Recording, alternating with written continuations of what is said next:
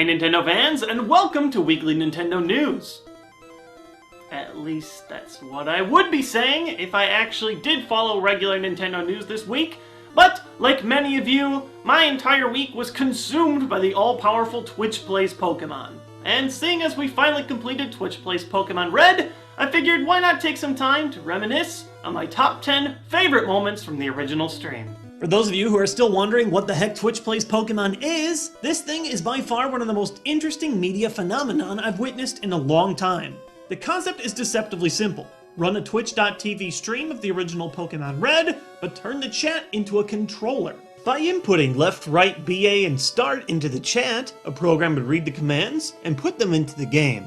It started out as a simple concept, but when tens of thousands began showing up as the story of the experiment spread, things got a little interesting. Twitch Plays Pokemon is arguably one of the worst games of Pokemon ever played. Several hours of the non-stop stream are just Red running in circles. There's up to a 30-second delay between giving an input and the program entering a command into the game. Navigating the menu is a nightmare, often leading to several helpful items being tossed early. Catching Pokemon is a nightmare, teaching moves is often a disaster, and don't even get me started on the PC. The overall gameplay of Twitch Plays Pokemon was so bad that the Reddit community banded together and began giving plot and story reasons for several of the nonsensical things that happened in the stream.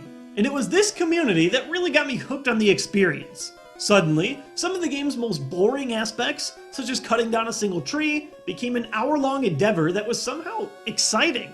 I know what some of you are thinking. How on earth did up to 100,000 players cooperate in some of the game's hardest tasks, such as getting through the Safari Zone or Victory Road? And honestly, we kind of had to cheat to do it. The creator eventually installed a secondary mode of the game called Democracy, where players voted on single actions one at a time. Players would vote between the original mode, now called Anarchy, and Democracy to progress. And while I believe Democracy to be an extremely boring mode that should have been only used very cautiously for very difficult puzzles, we crunched on it a few more times than I would have liked. But while Democracy was an unfortunate addition to the game's original chaotic mode, we were in the original Anarchy mode long enough for some really crazy things to happen, both good and bad, that I will never forget. Here's my personal top 10 moments from the original Twitch Plays Pokemon stream. Number 10. The Route 9 ledge. Route 9 is an example of something that the player with half a brain would have no issue with. However, give thousands of people the power to control one character, and the result is a disaster. The killer of Route 9 is this ledge right here. If you hit down once while in this straight, it's back to the bottom with you. And with thousands of players, somebody is gonna hit down. Almost every time. And then when you finally get around the maze, guess what? You have to go down. But combine that with a few other missteps, and you'll find yourself going down one of these two false downward paths, leaving you stuck to redo the entire process. We got stuck in ledge hell for over 8 hours. Who would have thought that simply walking would be such a spectator sport? These first set of ledges were a major hurdle. Number 9. The Burglar. Cinnabar's Pokemon Mansion was not one of our high points. With so many Pokemon that know poisoning moves, and no reliable way for Anarchy to cure it, we died all the time. But arguably the worst moment is when we discovered this deadly glitch. Battling this burglar at the right moment can leave you locked. With no escape, no Pokemon with dig, and no competent way to use escape rope, we were forced to grind on random encounters until our entire party fainted, setting us all the way back once more. It was painful and unusual, but morbidly hilarious. Though, one does have to wonder, where did this guy's partner go?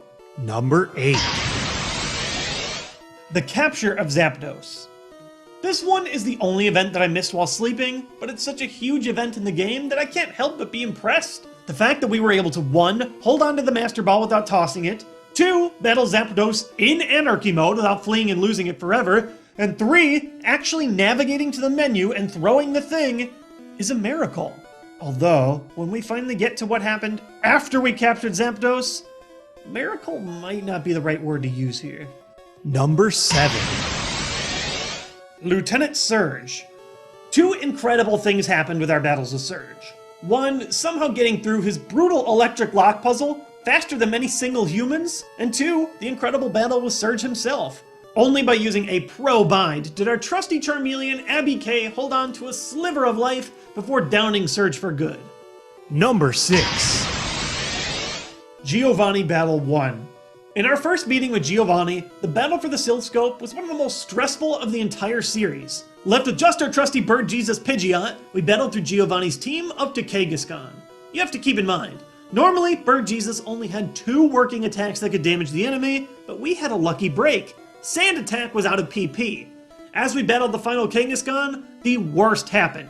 We began to use the useless Whirlwind attack, with just 1 attack left to drop Giovanni for good. And just when you thought it was all over, our savior held on with just 1 HP. Come on, guys. All we need is 1 more attack. 1 damaging attack. We're faster. We've got 1 last chance.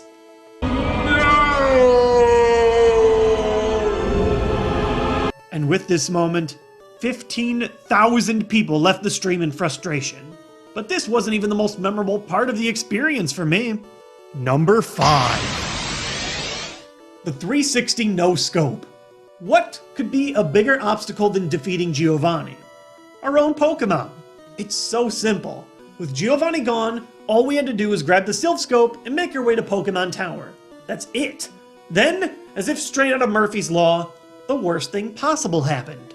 We found a way to select Digrat and use the most loathed move of the playthrough. Dig.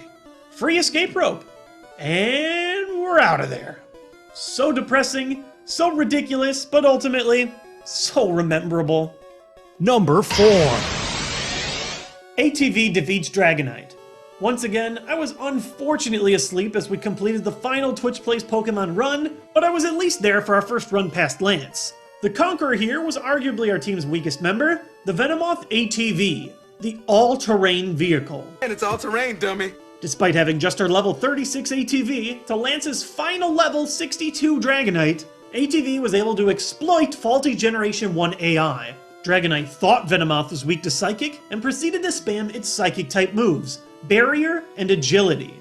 All Venomoth needed to do was hit Dragonite with the Poison Powder, and the rest was history. Number 3. The Flareon Chronicles. The Flareon Chronicle is one of the most interesting arcs in the history of Twitch Plays Pokemon.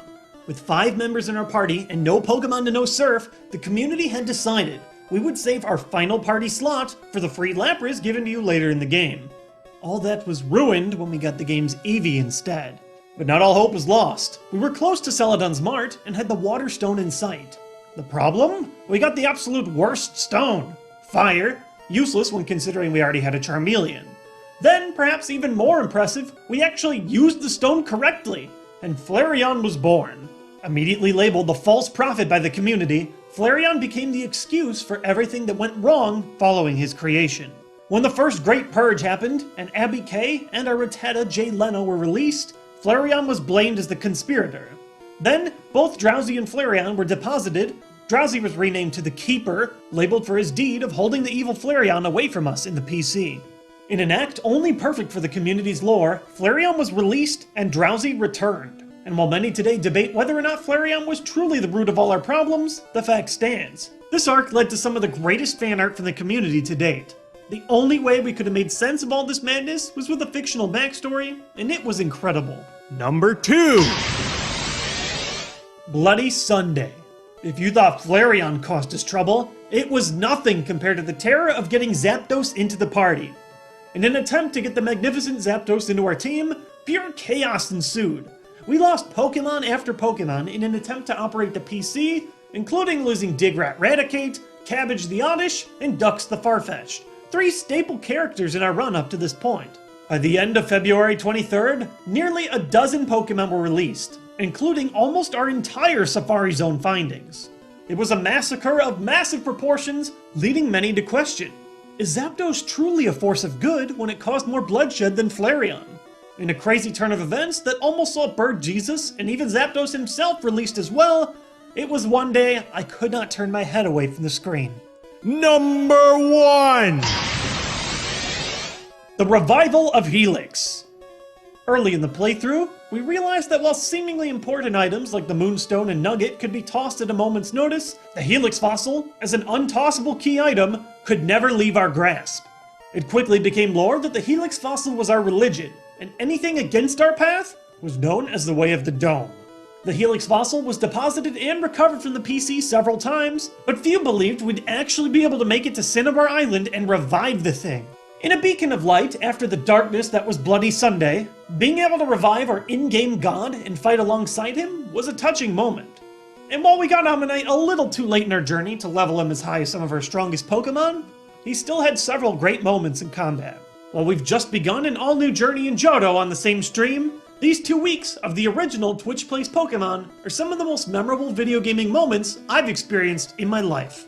Hopefully our new adventure will be as rewarding, fun, and chaotic as our last. That's it for today's top 10, but if you liked what you saw, you can click this button right here to subscribe to my channel and get alerts right when my new videos are coming out.